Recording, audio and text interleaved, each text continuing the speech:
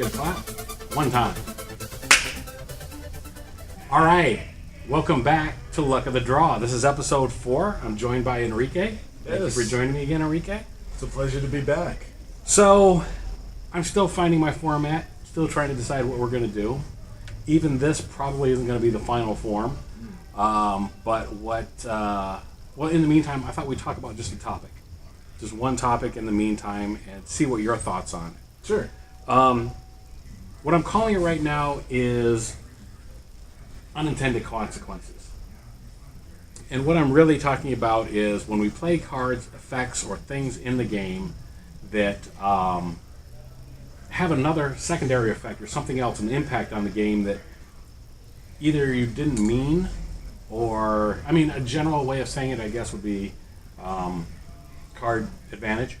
But since we did talk about this already, you already stole my opening line because my example for unintended consequences was going to be you playing Niv Mizzet and everybody else at the table jumping on you just because. Yes, as soon as I played that commander. Oh, that was an unintended consequence. I just got jumped. And it kind of doesn't matter where you're at in the game and stuff. It's just, it comes down that way. Everybody loves to hear, draw 2. Nobody likes to hear, take 2. Yeah. And with you, it tends to be, throw away all your cards, draw 7 more, so now you're taking 7, 14. Draw 7, take 7. Yeah. Okay. Plus. So that's not the unintended consequences I was thinking of, but that is one unintended consequence. Okay. So, my thought was my Lord Windgrace deck.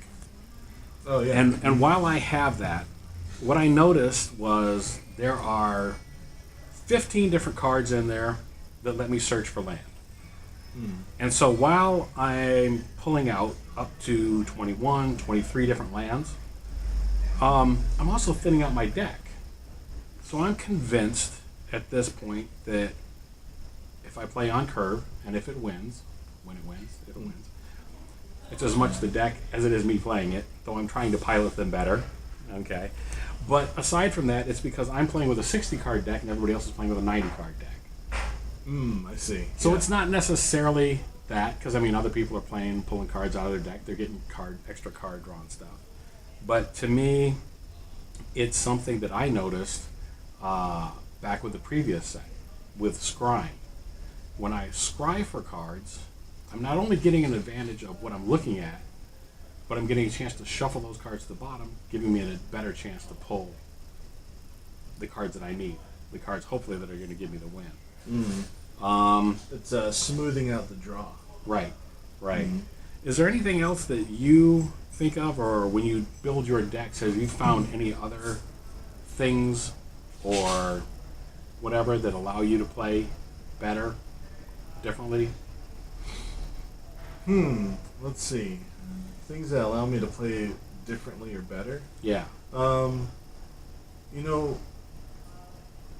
It being a card game, the most important thing that I try to incorporate in as many decks as possible is card draw and having a card drawing engine. And scrying kind of touches on that, where you kind of smooth out your draw and you know what's coming up next. With the cards I try to utilize, I say, screw it, I want all the cards. Give me all the cards, I'll take it all, lands and all that stuff. And if I have to pitch a couple after, I mean, that's fine, but at least it gives me options. So do you find you do that for all the colors, or do you only play certain colors, or you gravitate to, I mean, because the obvious is blue. You're going to go towards blue, you're going for card draw. Fine. So, yeah, I'm kind of known for being the blue player in my group. So, yeah. So that's true. But do you find yourself doing that with other decks then too? Do you look for the card draw in green or white or however? Well, white pretty much sucks on card draw for the most part. For the most part, yeah. A lot of times I'll look for artifacts to kind of help boost that. And even then, it's kind of lackluster at times. Right.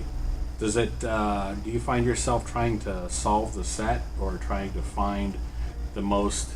Because honestly, we play kitchen table magic, so we're playing all kinds of decks, anything goes pretty much. We don't really sit down usually with a hard rule, unless sometimes we'll say, "Hey, I'm playing a standard deck. What are you playing?" And we try to balance it out that way. Sometimes it does, sometimes it doesn't.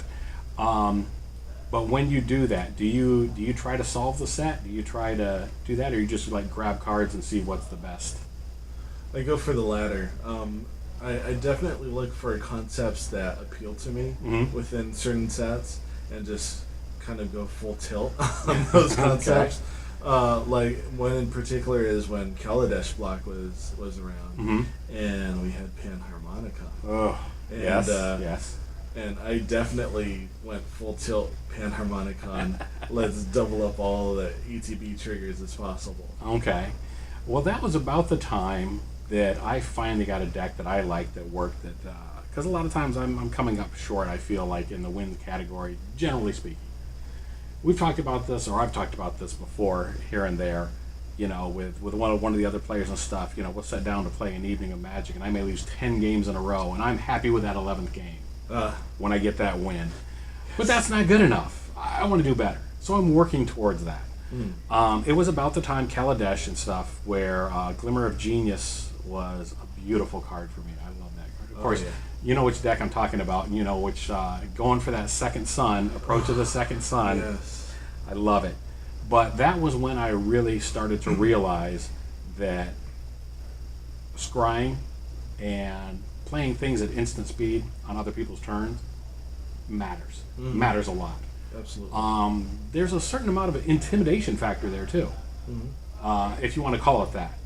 Because the idea, it used to be if you saw somebody had 2 blue islands open, you always knew they potentially had a counter spell, and you would leave those open even if you didn't have it. Oh yeah, they're threatening that play. Exactly. Yeah. So we still do at this point, sometimes leave those up. Well, the fact though that so many cards, now even the white cards, have flash effects and stuff, to being able to lock down or imprison other people's cards as they come at you and stuff. That's I found useful and just great.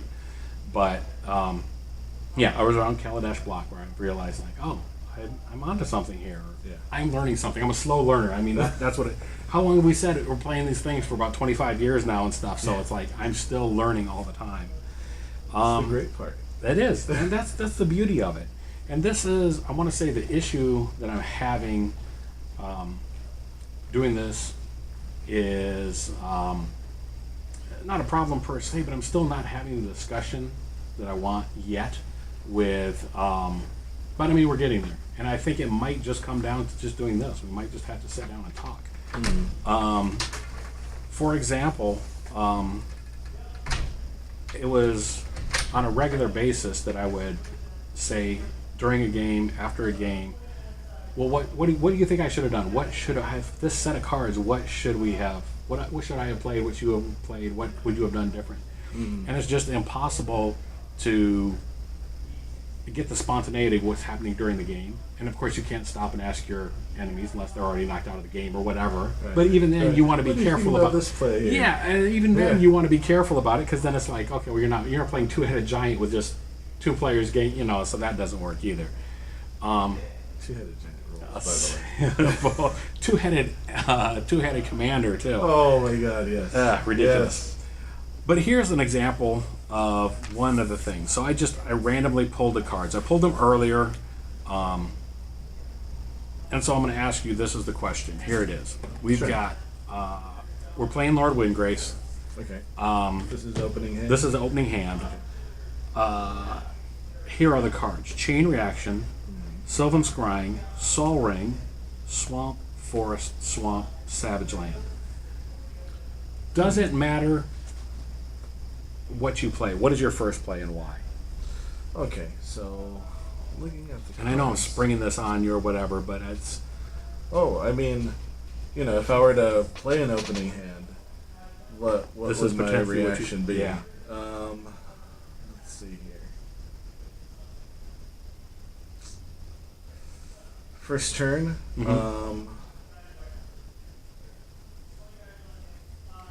Okay, so my first reaction would be, what would be my turn 1 play? looking at Soul Ring, I would think, oh well, jam out the Soul Ring, Right. But not necessarily the case here. My first reaction would be, and assuming I'm the first to go. Okay. Okay, assuming that I'm the first to go, in turn sequence. Right. I would play the Savage Lands first. Okay. Um, What are you thinking when you do that? so I'm thinking, okay, so when I play Savage Lands first, I'm gonna have a variety of choice as far as what mana is available to Right. me the next Right. turn. So when I untap for the next turn, I could play anything that's double black, or double green, or red and black and red and green. Right. Or if there's like, say for example, a 4 mana spell that comes up, Mm-hmm.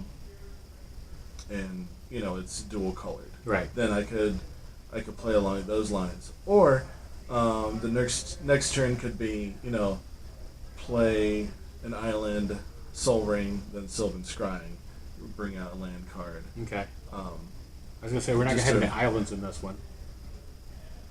did I say island? Or? Oh, see, I just exactly. You play so much. It's just always assumed I'm going to have. I'm just get, but pull yeah, an island out of the deck. exactly. Yeah. That would be effective in Commander, but that's okay. So that's the thing, and it brings up the point and the problem. Not the problem. The issue that I'm trying to get around and solve is there are so many other factors that go into the discussion that I want to have that you just can't. You can't do. So, what's your second play? So at this point, we're going to pull a random card out of here just to see. So, all right, there's your draw. Oh, gosh, I love that card. Stoneshaker Shade. Yeah. love God, I it. hate this card. That was a random card I pulled out. So that was your draw. What do you do on your second turn? You now untap. Okay, so I would be wow. I would kind of be tempted to play that guy. That's my question now, because I know I played it early. Most recently, we played. We were lucky enough to play at another friend's house. We got to play Commander 4-Away, which is always great. I played that early in the game, and he never got taken out, or not till much later. And I was surprised because he's a 1/1 creature.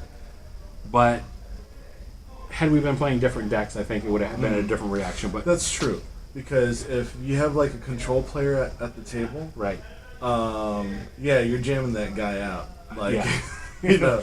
Other than that, it's like a 1/1 creature, so it's like I don't want to waste my removal on that guy, right. but yet he's jamming me up in this way. So it went for a long time. I'm surprised that he stayed on the board as long as he did. But anyhow, so this was your pull.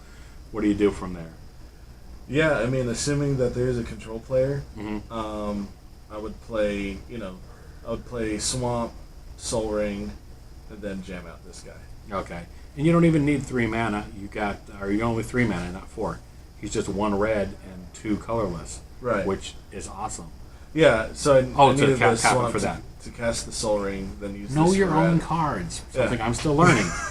But anyhow, yes, that's it. So, and then you're on to make your plays from there. Anyhow, I guess that was my discussion. That was my question. That's what I wondered, because whether you would do that, whether you would put the Soul Ring out first, or what, and just go from there. And then next turn, you have the option of playing Lord of Windgrace. Right. And yeah, if they used removal on your Stone Shaker Mhm. Shaman, better him than Lord of Windgrace, I'd say. Right. If it's like, Hero's Downfall or anything like that. Right. Okay. Cool. Well, I think that's our topic for now. Let's play a game of Magic. Sure. All right. My favorite words ever.